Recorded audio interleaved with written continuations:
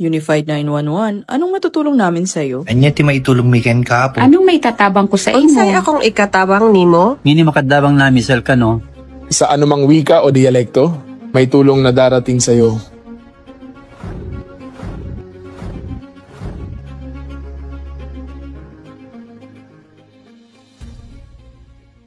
Lilingkod sa bawat Pilipino at magbibigay ng tamang impormasyon para sa tahimik at maayos na Pilipinas. Police News Network, alagad ng batas, tagapagtaguyod ng balitang pulis, sandigan ng mamamayan, patnubay ng katotohanan. La Campo Crame, maghahatid ng pinakahuling kaganapan at nagbabagang balita. Ito ang PNN Police News Network.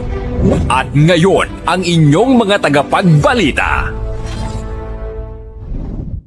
Magandang araw, bagong Pilipinas. Ako ang inyong alagad ng batas, tagataguyod ng balitang pulis, Patrolman Don Brosas.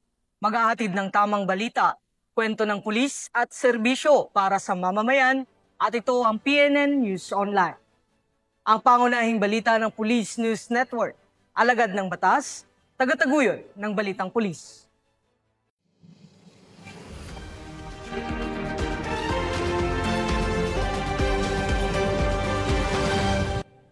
Ngayon ay araw ng Sabado at narito ang mga balitang nakalap ng ating mga PNN correspondents sa loob ng linggong ito. At para sa ating unang balita, isang lalaki ang naaresto ng kapulisan sa bisa ng warrant of arrest kaugnay sa kasong iligal na droga at armas sa Zamboanga del Norte. Ang kabuuan ng balita mula kay Patrolman AJ Cortez. Naaresto ng mga tauhan ng Cebuco Municipal Police Station, katuwang ang 2nd Zamboanga del Norte Provincial Mobile Force Company, ang isang wanted person sa isinagawang law enforcement operation bandang alas 5:30 ng hapon. Nito lamang ika-12 ng Oktubre taong kasalukuyan sa Barangay Nala, Cebuco, Zamboanga del Norte. Kinilala ang naarestong sospek na si alias Aldi, 54 anyos, lalaki, may asawa at isang fish vendor na residente ng nasabing barangay. Ang pagkakaaresto sa sospek ay batay sa warrant of arrest for service of sentence na inisyu kaugnay sa paglabag sa Republic Act 10591 o Comprehensive Firearms and Ammunition Regulation Act at Republic Act 9165 o Comprehensive Dangerous Drugs Act of 2002. Ang mga warrant ay nilagdaan ni Honorable Ella Michelle Santa Maria Cubero, presiding judge ng Branch 27 RTC 9, Siocon, Zamboanga del Norte, noong ika-3 ng Setyembre taong kasalukuyan. Matapos ang matagumpay na operasyon, dinala ang sospek sa kustodiya ng Cebuco Municipal Police Station para sa wastong disposisyon at dokumentasyon. Ang naturang operasyon ay bahagi ng patuloy na kampanya ng Zamboanga del Norte Police Provincial Office laban sa mga wanted persons upang matiyak ang kapayapaan at kaayusan sa lalawigan. Mula dito sa tanggapan ng kapulisan sa Region Siam, ako ang inyong PNN correspondent, Patrolwoman AJ Cortez, alagad ng batas, tagataguyod ng balitang pulis. Maraming salamat, Patrolman Cortez. Kulungan ang bagsak ng top 8 provincial level most wanted person matapos hahina ng warrant of arrest kaugnay sa kasong frustrated murder sa Davao Oriental. Ang report mula kay Patrolwoman Queenie Babes Arendain. Arestadong isang individual sa sinasagawang manhunt Charlie operation ng mga tauhan ng Baganga Municipal Police Station. Nito lamay 13 ng Oktubre taong kasalukuyan sa Barangay Central, Baganga, Davao Oriental. Kilinala ni Police Major Randy T. Galicia, Acting Chief of Police ng Baganga Municipal Police Station, ang suspect na si alias Rod, 26 taong gulang, na pawang residente ng nasabing lugar at tinaguri ang top 8 provincial level most wanted person. Ayon kay Police Major Galicia, naaresto ang suspect sa isang manhunt Charlie operation na inihain ng pinagsamang tauhan ng Baganga Municipal Police Station, Regional Special Operation Group, Regional Police Drug Enforcement Unit 11 at Regional Intelligence Division sa paglabag sa kasong frustrated murder na inisyu ng Regional Trial Court, 11th Judicial Region Branch 7 Davao Oriental na may rekomendang piyansa na nagkakahalagang 120,000 pesos. Sa katunayan, ang suspect ay nasa kustodiya na ng nasabing istasyon upang dumaan sa tamang disposisyon. Samantala, patuloy naman ang pagsasagawa ng paghain ng mga operasyon ng tauhan ng Police Regional Office 11 sa pangunguna ni Police Brigadier General Joseph R. Ergiles, Regional Director, upang hulihin ang lahat ng wanted person sa Reyon 11. Mula dito sa Police Regional Office 11, ako yung PNN Correspondent Patrolwoman Queenie Babes Arindain, alagad ng batas, taga-taguyod ng Balitang Pulis. Maraming salamat Patrolwoman Arindain. Huli ang isang laborer sa isang bypass operation na isinagawa ng PNP sa barangay Bunao, Tupi, South Cotabato. Ang detalye ng report mula kay Patrolwoman Resalie Umalay. Arestado ang isang 45 anyos na laborer na si alias Sami sa isang bypass operation sa barangay Bunao noong Oktubre taong kasalukuyan, bandang alas 7:20 ng gabi. Isinagawa ang operasyon ng Tupi Municipal Police Station, katuwang ang iba pang unit ng pulisya at sa koordinasyon ng PDEA 12. Nahuli ang suspect sa aktong pagbebenta ng hinihinalang shabu sa isang pusher buyer. Nakuha sa kanya ang isang mark sachet ng hinihinalang shabu at siyang sachet sa loob ng plastic container at 500 bypass money. Tinatayang 2.5 gramo ang kabuuang bigat ng droga na nagkakahalaga ng humigit kumulang 17,000 pesos. Sinampahan ang suspect ng kasong paglabag sa Section 5 at 11 ng Republic Act 9165 o Comprehensive Dangerous Drugs Act of 2002. Mula dito sa General Santos City, ako ang inyong PNN Correspondent, Patrolwoman Resalie Umalay, alagad ng batas, taga-taguyod ng Balitang Pulis. Maraming salamat Patrolwoman Umalay. Nabunyag ang iligal na transaksyon ng dalawang lalaki matapos silang maaresto sa isinagawang bypass operation ng mga operatiba ng Iloilo City Police sa Barangay San Isidro, La Paz, Iloilo. Ang report mula kay Patrolwoman Julibel Alvior. Dalawang lalaki ang naaresto sa isinagawang drug bypass operation ng Regional Police Drug Enforcement Unit 6 sa Zone 2 Barangay Baldoza, La Paz District, Iloilo City nito lamang 10 ng Oktubre taong kasalukuyan. Kinilala ang mga suspect sa alias na Jimboy, 45 taong gulang residente ng nasabing barangay, at alias Lawrence, 32 taong gulang residente ng Barangay San Isidro, La Paz, Iloilo. Ayon kay Police Major Marvin Villanueva, Deputy Chief ng RPDU 6, isang sachet ng hinihinalang shabu ang nabili mula sa mga suspect gamit ang 12,000 pesos smart money bilang bahagi ng operasyon. Nang arestuhin ng dalawa, na-recover mula kay alias Jimboy ang 5 sachet at isang not-tied na pakete ng suspected shabu, habang isang sachet naman ang nakuha mula kay alias Lawrence. Sa kabuuan, nasa humigit kumulang 130 gramo ng iligal na droga ang nakumpiska na may market value na tinatayang 884,000 pesos. Ayon pa kay Police Major Villanueva, minanmanan ng kanilang unit ang iligal na aktibidad ng isa sa mga suspect matapos itong may ugnay sa mga dating kaso ng droga. Dagdag pa nito, taong 2020 unang nakulong ang pangunahing suspect na si alias Jimboy dahil sa iligal na droga at nakalaya noong 2023 sa pamamagitan ng plea bargaining agreement. Sa kasalukuyan, nasa kustodiya na ng mga kapulisan ng dalawang suspect para sa dokumentasyon at nakatakdang sampahan ng mga kasong paglabag sa Republic Act 9165 o Comprehensive Dangerous Drugs Act of 2002. Patuloy na nananawagan ng Iloilo PNP sa publiko na makipagtulungan sa mga isinasagawang kampanya laban sa iligal na droga upang mapanatili ang katahimikan at kaayusan sa lungsod ng Iloilo. Mula dito sa Western Visayas, ako ang inyong Police News Network Correspondent, Patrolwoman Julibel Alvior, alagad ng batas, taga-taguyod ng Balitang Pulis. Maraming salamat Patrolwoman Alvior. Nauwi sa pagkakaaresto ang isang lalaki matapos mabisto ng mga tauhan ng Criminal Investigation and Detection Group, Palawan Field Unit, ang kanyang illegal na bentahan ng produktong petrolyo sa bayan ng Sofronio, Española, Palawan. Patrolwoman Eloisa Beredo sa report. Nahuli sa isinagawang entrapment operation ng mga tauhan ng Criminal Investigation and Detection Group Palawan Provincial Field Unit ang isang lalaki na sangkot sa iligal na pagbebenta ng produktong petrolyo sa Barangay Panitian, Sofronio, Española, Palawan. Kinilalang sospek na si alias Arman, 40 anyos, may asawa at residente ng naturang barangay. Ang operasyon ay isinagawa sa ilalim ng Oplan Ligas sa koordinasyon ng Sofronio Española Municipal Police Station at Sofronio Española Bureau of Fire Protection, alinsunod sa paglabag sa Batas Pambansa bilang 33 na inamyendahan ng Presidential Decree 1865. Naaktuhan ng sospek habang iligal na nagbebenta at nakikipaghalakhalan ng mga produktong petrolyo tulad ng diesel at gasolina. Na-recover mula sa kanya ang mga sumusunod na ebidensya: isang pirasong 100 pesos at isang pirasong 50 pesos na marked money, isang kulay asul na funnel, 3 pirasong walang laman na 1 litrong bote, 6 na container na may tig 30 liters na gasolina, 6 na container na may tig 30 liters na diesel, isang square tank na may 1,000 liters na gasolina at isang square tank na may 50 liters na gasolina.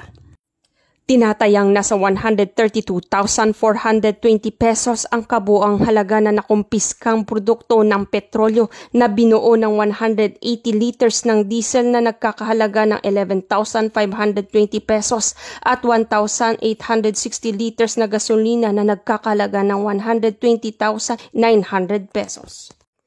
Ipinaalam sa sospek ang kanyang karapatan alinsunod sa batas. Siya ay kasalukuyan na sa kustodiya ng Criminal Investigation and Detection Group Palawan Provincial Field Unit para sa kaukulang dokumentasyon at tamang disposisyon. Ang matagumpay na operasyon na ito ay patuloy na kampanya ng Philippine National Police laban sa iligal na pagbebenta ng produktong petrolyo na naglalayong itaguyod ang disiplina, integridad at tapat na serbisyo para sa sambayanang Pilipino. Mula dito sa Palawan Police Provincial Office, ako ang inyong PNN Correspondent Patrolwoman Eloisa Joy Beredo, alagad ng batas, tagataguyod ng balitang pulis. Maraming salamat, Patrolwoman Beredo. Nasabat ang mahigit 700,000 pisong halaga ng shabu mula sa 2 lalaki sa isinagawang anti-illegal drug operation ng mga operatiba ng Limay Municipal Police Station sa Barangay St. Francis II, Limay, Bataan. Nakatutok dyan si Patrolwoman Lixen Reyes Saweran. 2 lalaki ang naaresto sa isinagawang anti-illegal drug operation ng mga operatiba ng Limay Municipal Police Station. Katuwang ang Bataan Provincial Police Drug Enforcement Unit sa Barangay St. Francis II, Limay, Bataan. Kinilala ni Police Colonel Marites A. Salvadora, Provincial Director ng Bataan Police Provincial Office, ang mga sospek na sina alias Espin at alias Ramon, kapwa 49 anyos at residente ng nasabing barangay. Ayon sa ulat, nakumpiska sa operasyon ang isang medium-size sachet ng ininalang shabu, kapalit ng 6,000 marked money na tinanggap umano ni alias Ramon, at isang large-size sachet ng shabu na may timbang na 103.52 gramo na nagkakahalaga ng 703,936 batay sa standard drug price. Bukod dito, nasamsam din ang isang Technospark cellphone at isang itim na case na ginamit umano sa illegal na transaksyon. Ang mga naarestong sospek at ang mga nakumpiskang ebidensya ay dinala sa Limay MPS para sa wastong dokumentasyon at disposisyon at inihanda ang kasong paglabag sa Sections 5 at 11 Article 2 ng Republic Act 9165 o Comprehensive Dangerous Drugs Act of 2002. Patuloy ang pinaigting na kampanya ng Bataan PNP laban sa iligal na droga bilang patunay ng kanilang dedikasyon sa pagpapanatili ng kapayapaan at kaayusan sa lalawigan. Mula dito sa gitnang Luzon, ako ang inyong PNN Correspondent, Patrolwoman Lixen Reyes A. Saweran, alagad ng batas, tagataguyod ng balitang pulis. Maraming salamat, Patrolwoman Saweran. Samantala, arestado ang isang lalaki sa Ermita, Manila matapos mahuli ng mga operatiba ng Manila District Anti-Cybercrime Team sa iligal na pagbebenta ng mga online financial accounts sa social media. Nakibalita dyan si Patrolwoman Mary Grace Artesuela. Sa pamamagitan ng isinagawang cyber patrolling ng mga tauhan ng Manila District Anti-Cybercrime Team, natukoy ang iligal na aktibidad ng suspect matapos itong mag-alok ng financial account sa halagang 6,000 piso sa pamamagitan ng social media. Agad na nakipag-ugnayan ang mga otoridad sa suspect at nakipagkasundo para sa isang meet-up sa Ermita, Manila. Sa isinagawang entrapment operation, nahuli ang suspect matapos mapatunayan na aktibo at tunay ang mga ibinebentang financial accounts na labag sa umiiral na batas. Ang suspect ay kasalukuyang nahaharap sa kasong paglabag sa Anti-Financial Accounts Coming Act o AFASA. Nasa kustodiya na ngayon ng MDAC ang suspect kabilang ang mga nakumpiskang ebidensya para sa komprehensibong dokumentasyon at tamang disposisyon ng kaso. Ito po mga bagay po na ito ay bagay labag po at pinagbabawal ng batas at may mga karampatang parusa para po dito. NBIA po ng PNP-CD, ang Manila District Anti-Cybercrime Team ay nagbibigay po ng babala. At para po hindi na po maulit itong pangyayari na ito sa ibang tao. At maging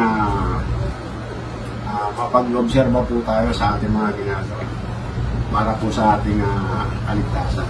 Yun lamang po at mag-ingat po tayo palagi.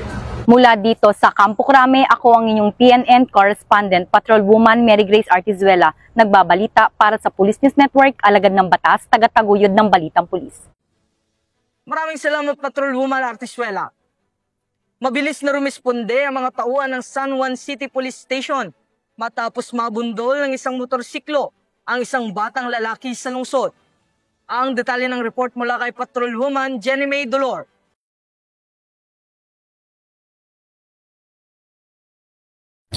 Nabundol ang 7 taong gulang na bata ng rider na ito habang tumatawid sa kalsada sa kahabaan ng If Manalo Street, San Juan City.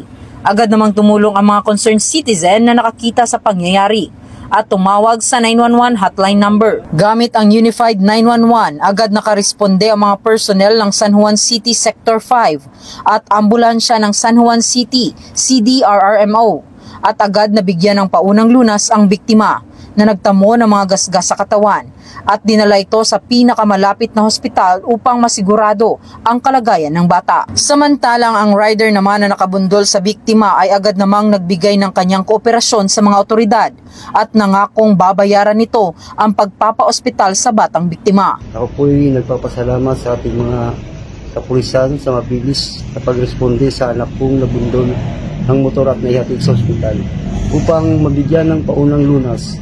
Ako'y muling nagpapasalamat sa mga pulis na naka-assign sa Sector 3 Kabayanan San Juan Police. Ang mabilis na pagresponde ng mga tauhan ng Eastern Police District San Juan City Police Station ay patunay ng kanilang tapat na serbisyo at dedikasyon na magampanan ang sinumpaang tungkulin. Mula dito sa Eastern Police District, ako po ang inyong PNN correspondent, Patrolwoman Jenny May Dolor, alagad ng batas, tagataguyod ng balitang pulis. Maraming salamat, Patrolwoman Dolor. Hindi nakalusot ang isang lalaki matapos salakayin ng mga tauhan ng San Nicolas Municipal Police Station ang kanyang tahanan sa barangay Nagkakaisa, San Nicolas, Pangasinan sa bisa ng isang search warrant kaugnay ng paglabag sa Republic Act 9165 o Comprehensive Dangerous Drugs Act of 2002. Patrolman Dennis Carinal sa report. Isang matagumpay na operasyon kontra illegal na droga ang isinagawa ng San Nicolas Police Station sa pamumuno ni Police Major George D. Banayos Jr., katuwang ang Dasol Maritime Law Enforcement Team at ang Pangasinan 2nd Provincial Mobile Force Company sa barangay Nagkaisa, San Nicolas, Pangasinan, noong gabi ng October 12, 2025. Dakong 10:23 ng gabi, isinilbi ng mga otoridad ang search warrant operation na inisyo ng Honorable Emma Hines Parahas, presiding judge ng Regional Trial Court Branch 52, Tayog, Pangasinan. Kinilala ang suspect na alias JR, 37 anyos, isang construction worker at residente ng nasabing barangay. Sa naturang operasyon, na-recover mula sa suspect ang tinatayang 8 gramo ng inihinalang shabu na may street value na humigit kumulang 54,400 pesos na nakalagay sa 6 na head-seal transparent plastic sachet. Bukod sa illegal na droga, nakumpiska rin ng ilang non-drug items na karaniwang ginagamit sa pag-refact ng shabu, kabilang 2 lighter, isang plastic tube, 21 bakanting plastic sachet, isang glass total rolled aluminum foil, at isang plastic container. Maharap ito sa kasong paglabag sa Republic Act 9165 o ang Comprehensive Dangerous Drugs Act of 2002. Ang tagumpay ng operasyon ay bunga ng magandang ugnayan sa pagitan ng mamamayan at ng pambansang pulisya para mas lalong mapaigting ang kampanya laban sa kriminalidad tungo sa mapayapat tigtas na bagong Pilipinas. Mula dito sa Picadillo, Ilocos Region, ako po ang inyong Police News Network correspondent, Patrolman Dennis Carinal, alagad ng batas, tagataguyod ng balitang pulis. Maraming salamat, Patrolman Carinal. At yan ang mga balitang nakalap ng ating mga PNN correspondents mula Luzon, Visayas at Mindanao sa loob ng linggong ito. At sa ngalan po ng pamunuan ng Philippine National Police, sa pangunguna ni Acting Chief PNP, Police Lieutenant General Jose Melencio Nartates Jr. at sa pamumuno ni President Ferdinand Bongbong Marcos Jr., kami ay maglilingkod sa bawat Pilipino at magbibigay ng tama at balanseng balita. Kami ang bagong PNP para sa bagong Pilipinas. Serbisyong mabilis, tapat at nararamdaman. Mula rito sa tanggapan ng tagapag-ugnay ng pambansang pulisya, ako ang inyong alagad ng batas, tagataguyod ng Balitang Pulis, Patrolman Don Brosas. Maghahatid ng tamang balita, kwento ng pulis at serbisyo para sa mamamayan, at ito ang PNP News Online, ang pangunahing balita ng Police News Network.